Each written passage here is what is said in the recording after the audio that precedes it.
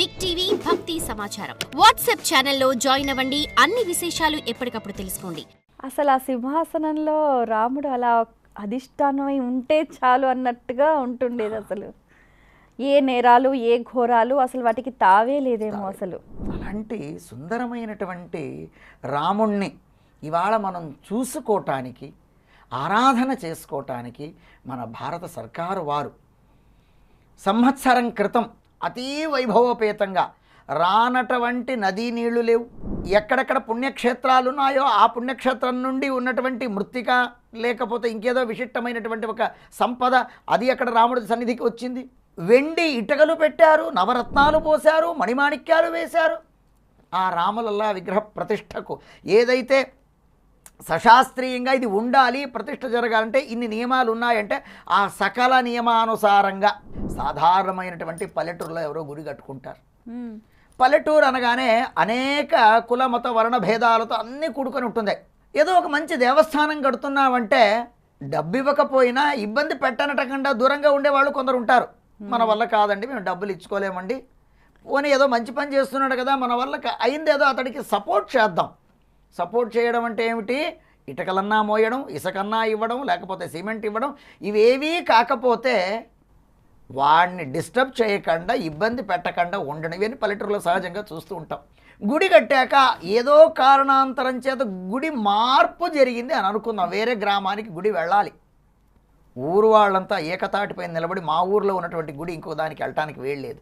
అలాంటి చిన్న స్థాయిలో పల్లెటూర్లలో జరిగేటువంటి దేవస్థానాలకే అంత వైభవం ఉంటే యావత్ భారతదేశం ఒక్కమారు ఉత్తర భారతం వైపు తన తల ఎత్తి కళ్ళెత్తి మనస్సును అటువైపు పెట్టి నిజంగా క్రితం సంవత్సరం అయితే ఆ రాముడి ప్రతిష్ఠ జరుగుతుంది జనవరి 22 అని అనుకున్నప్పుడు ఆనాడు ఏ ఒక్కడు కూడా బయట వేరే పని పెట్టుకోవాలి, టీవీకి ఎత్తుకొని పోయి కూర్చున్నాడు. నేనేమైనా ఒక క్షణం అటు ఇటు అవుతే ఏది మిస్ అయిపోతానేమో, అభిషేకం మిస్ అవుతానా, ఆరతినా, ప్రతిష్టనా, కళాకర్షణ ఏది మిస్ అవుతాను అన్న భయంతో ఆ భక్తితో రాముణ్ణే చూస్తూ ఇంకే పనులు లేదా, భోజనం లేదు, తిండి తీర్థాలు లేవు. ఇంకా చెప్పాలంటే నేను ఆనాడు నాకు బాగా గుర్తుంది, నేను ఓల్డ్ సిటీలో ఉన్నాను. అక్కడ ఒక ఆంజనేయ స్వామి టెంపుల్, అక్కడ పెద్ద స్క్రీన్ పెట్టించి నేను అక్కడ వ్యాఖ్యాతగా వెళ్ళాను. ముగించుకొని నేను మా ఇంటికి వెళ్ళాలి. దారిలో నమ్ముతారు లేదమ్మా, నేను బండి మీద వెళితే సుమారు ఒక 200-300 చోట్ల పెద్ద పెద్ద స్క్రీన్లు పెట్టి వీధులంబడి అక్కడ జరిగేటువంటి కార్యక్రమాన్ని వీధులంబడి అందరికీ ప్రదర్శన చేస్తున్నారు కదా. అంటే ఎవరో ఏదో పని మీద ఒకవేళ వచ్చి ఉన్నా, భక్తిభావంతో భజన చేస్తున్నా, ఆ మందిరాల దగ్గరనో ఇంకో 4 కూడళ్ళు మధ్యలోనో జనసంచారం ఎక్కువ ఉన్న చోట టీవీలు కూడా పెట్టించి జనానికి చూపించారు అయోధ్య రాముడి యొక్క ప్రతిష్టను. అలాంటి ఆ అధిపతి, అయోధ్యాధిపతిని మనం సేవించడం, ఆరాధించడం చాలా గొప్పది తల్లి. అయోధ్య రామ మందిరంలో రామ్ లల్లాకు ప్రతినిత్యం ఎలాంటి కార్యక్రమాలు నిర్వహిస్తూ ఉంటారు? ఇవి ఆగమోక్తమైనటువంటి కొన్ని ఆచారాలలో మన దక్షిణ దేశంలో ఉన్నటువంటి కొన్ని ఆచార సంప్రదాయాలు, ఉత్తర భారతదేశంలో ఉన్నటువంటి కొన్ని ఆచార సంప్రదాయాలు. ఇక్కడ మనకు త్రిమత ఆచార్యులు ఉన్నారు.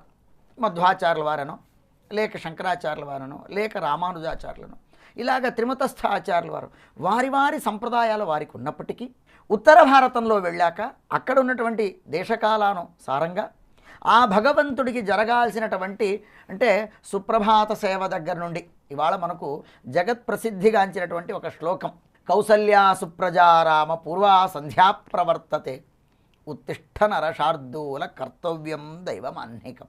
ఇది శ్రీమద్ వాల్మీకి రామాయణంలో రాముడి గురించి చెప్పినటువంటి మాట. శ్రీ విశ్వామిత్రుల వారు చెబుతారు ఈ మాట.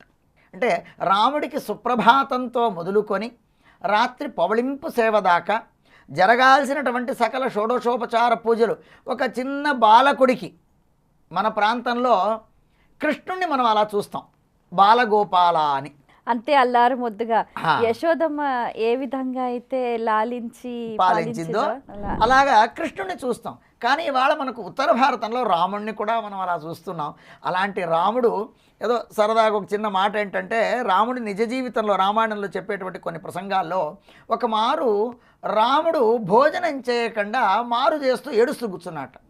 ఆవిడ కౌసల్య అన్నది, రామా భోజనం చేయరా, ఎందుకురా ఏడుస్తున్నావు, రా ఏడవద్దు అని ఎంత బుజ్జగిస్తూ ఉన్నా అయోధ్యాధిపతి దశరథుడి పట్టపురాణి, ఆవిడకి దేనికి కొదవలేదు. ఇంటి నిండా పరిచారకులు ఉన్నా కూడా ఆ బిడ్డకు ఒక తల్లి ఏ విధంగా అలారుముద్దుగా గోరుముద్దలు పెట్టాలో అలాగ బంగారుమయమైనటువంటి పాత్రలో నెయ్యి వేసి గోరుముద్దలు పెడుతుంటే రాము తినట్లేదట. ఎందుకంటే మనము రాముడితో రామచంద్ర అని అంటాం. ఈ చంద్రుడికి పైన ఉన్న చంద్రుడు కనిపించాట, నాకు ఆ చంద్రుడు కావాలి అని. మనకు చిన్నతనంలో ఒక చిన్న ఈ పద్యాలు లాంటివి, రైమ్స్ లాంటివి కొన్ని చెప్పేవాళ్ళు. చందమామ రావే జాబిల్లి రావే అని. ఎన్నిసార్లు పిలిచామో ఒకసారైనా మనకు వచ్చాడో లేదో మనకైతే తెలియదు, ఎప్పుడూ రాలా. కానీ మనము పిలిస్తే కాదు, అక్కడ పిలుస్తున్నాడు వాడు రామచంద్రుడు. ఏ చంద్రుడిని పిలుస్తున్నాడు? పైన ఉన్న చంద్రుడిని పిలుస్తున్నాడు. పిలిచేవాడు రామచంద్రుడు, పైన ఉన్నవాడు చంద్రుడు. ఆయన ఇంకా సగమే. ఈయన రామ ప్లస్ చంద్ర. పోనీ చంద్రుడు వస్తాడా? చంద్రుడు రాడు, దిగిరాడు. మరి ఏమిటి? ఈయన ఆ మారం అయితే వదలట్లేదు, ఏడుపు అయితే ఆపట్లేదు, భోజనం అయితే చెయ్యట్లేదు. ఆ తల్లి ఏం చేసిందట, ఈ రాముడి కొరకు ఎలాగైనా రాముడికి చంద్రుని చూపించాలి, ఆ రాముడు అన్నం తినాలి అని చెప్పి అద్దం తెచ్చి చూపించిందట.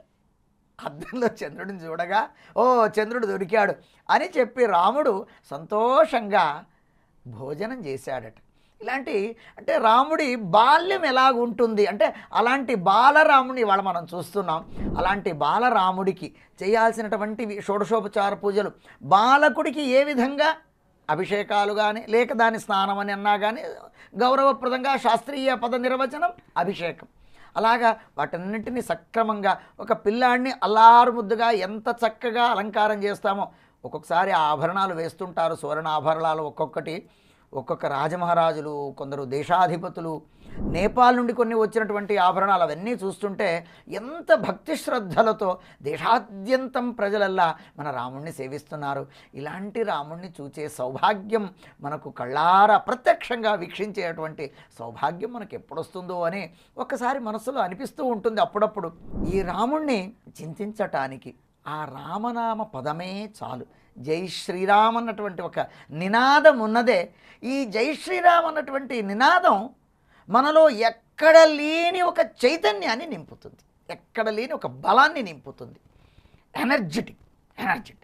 ఒక్కసారి వేల సంఖ్యలో జనం అంతా గుమిగూడి జై శ్రీరామ్ అని అంటే ఆ భావన, అంతఃసత్వం ఎక్కడ లేని బలం పుంజుకొని వస్తుంది. ఆ రాముడి నామమే అంత గొప్పది తల్లి. For more videos like this, subscribe Big TV channel.